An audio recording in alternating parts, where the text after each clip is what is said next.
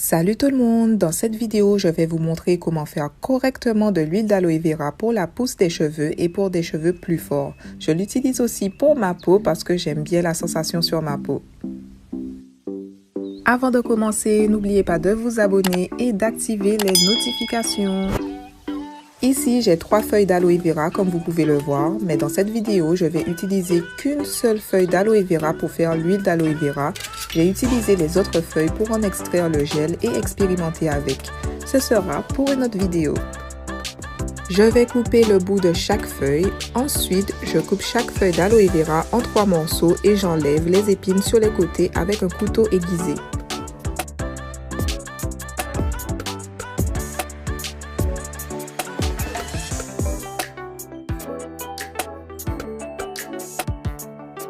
Maintenant, je mets les morceaux d'aloe vera dans un bol rempli d'eau pour enlever le liquide jaune. Comme je l'ai déjà dit dans mes vidéos précédentes sur l'aloe vera, on appelle ce liquide jaune aloïne. Il est important de s'en débarrasser, surtout si vous comptez utiliser le gel d'aloe vera car il peut provoquer des réactions allergiques.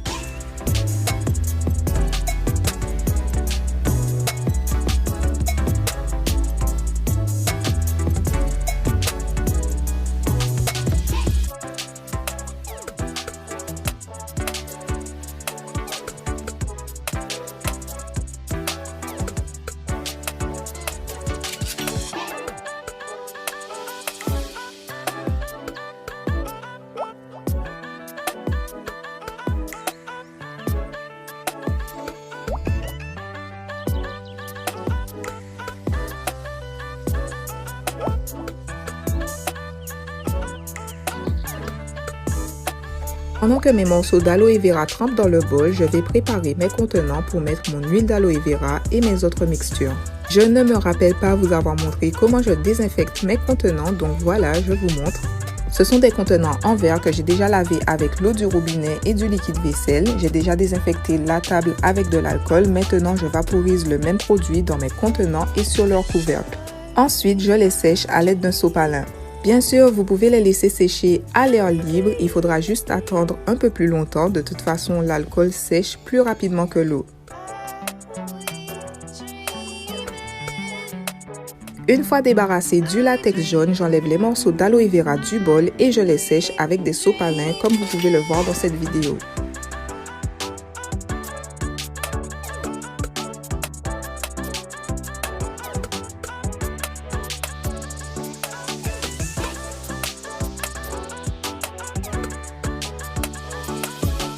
J'enlève le plus d'eau possible des feuilles d'aloe vera parce que l'eau et l'huile ne se mélangent pas et s'il y a de l'eau dans votre huile d'aloe vera, elle se gâtera très rapidement.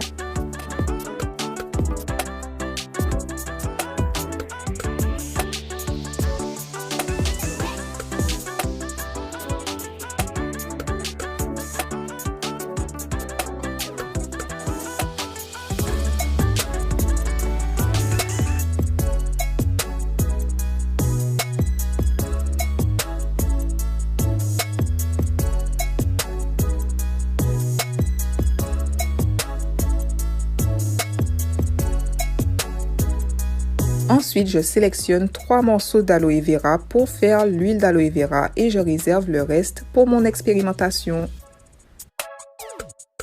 Je coupe les morceaux d'aloe vera en plus petits morceaux comme vous le voyez ici sans enlever la peau parce que c'est ce dont nous avons besoin pour faire l'huile d'aloe vera. Mine de rien, la peau d'aloe vera est très riche en nutriments et en antioxydants, ce qui contribue à la pousse optimale de cheveux sains et forts. Je vais maintenant mettre les morceaux d'aloe vera dans mon blender. Puis je les recouvre d'huile de pépins de raisin. L'huile de pépins de raisin est très riche en acides gras polyinsaturés, ce qui aide à protéger les cheveux contre les agressions externes. Ensuite, je mixe.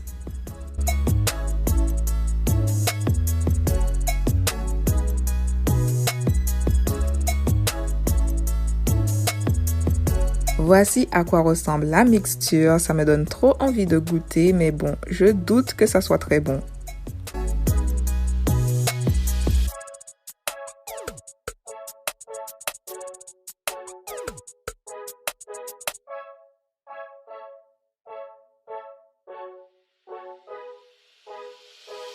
Ensuite, je mets le tout dans une casserole à feu moyen.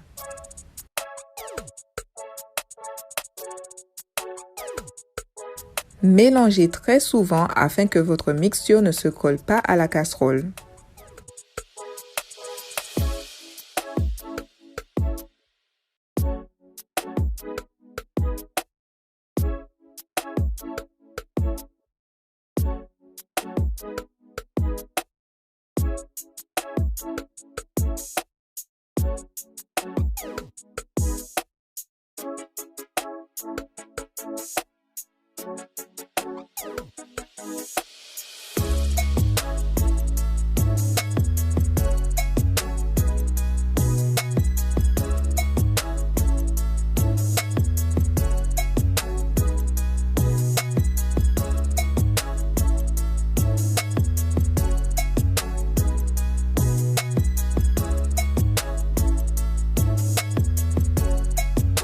Une fois que l'huile prend une couleur verte foncée et se sépare facilement du reste de la mixture, mélangez encore 5 minutes puis éteignez le feu.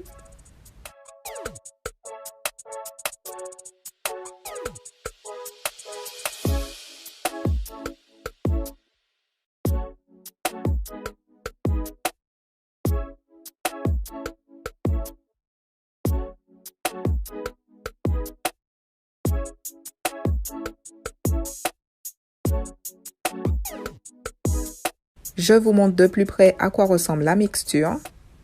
Maintenant, j'attends que le tout refroidisse. Une fois que votre mixture a refroidi, versez le tout dans vos contenants en verre. Cette étape n'est pas indispensable, vous pouvez filtrer votre huile d'aloe vera tout de suite, mais personnellement, je voulais quand même attendre 2 jours avant de filtrer l'huile. Je vous montre de plus près l'huile d'aloe vera dans les contenants. L'huile est en haut et les résidus sont en bas. Comme je vous l'ai déjà dit, je vais attendre 2 jours avant de filtrer l'huile.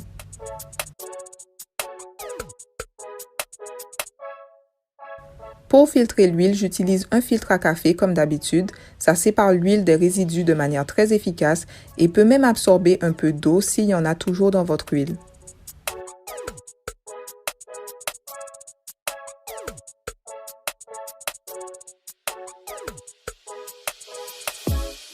Je verse juste l'huile dans le filtre à café et je laisse tout ça se faire tranquillement. La filtration prend un peu de temps, donc vous pouvez faire autre chose en attendant.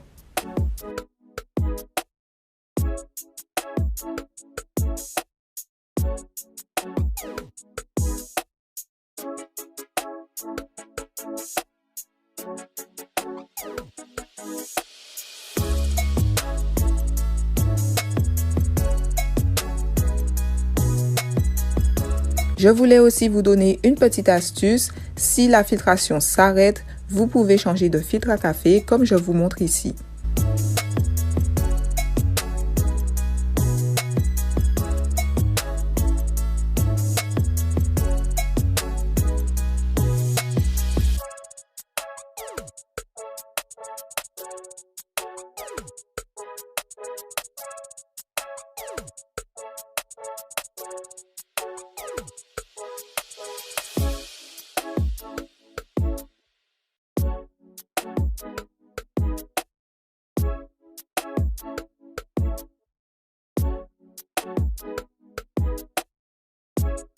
Enfin, la filtration est terminée comme vous pouvez le voir. Maintenant, je vais verser mon huile d'aloe vera dans son contenant final.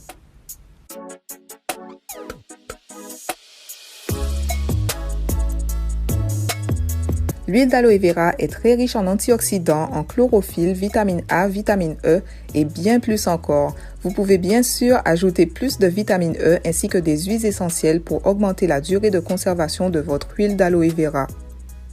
Vous pouvez utiliser l'huile d'aloe vera sur votre cuir chevelu pour stimuler la pousse des cheveux, sur vos longueurs pour les protéger, les renforcer et les rendre plus souples. Vous pouvez aussi l'utiliser sur votre peau. Je trouve que ça contribue vraiment à la souplesse de la peau. C'est tout pour cette vidéo. N'hésitez pas à liker et à partager ainsi qu'à acheter mon e-book. Le lien sera dans la description sous cette vidéo. À très vite dans une nouvelle vidéo.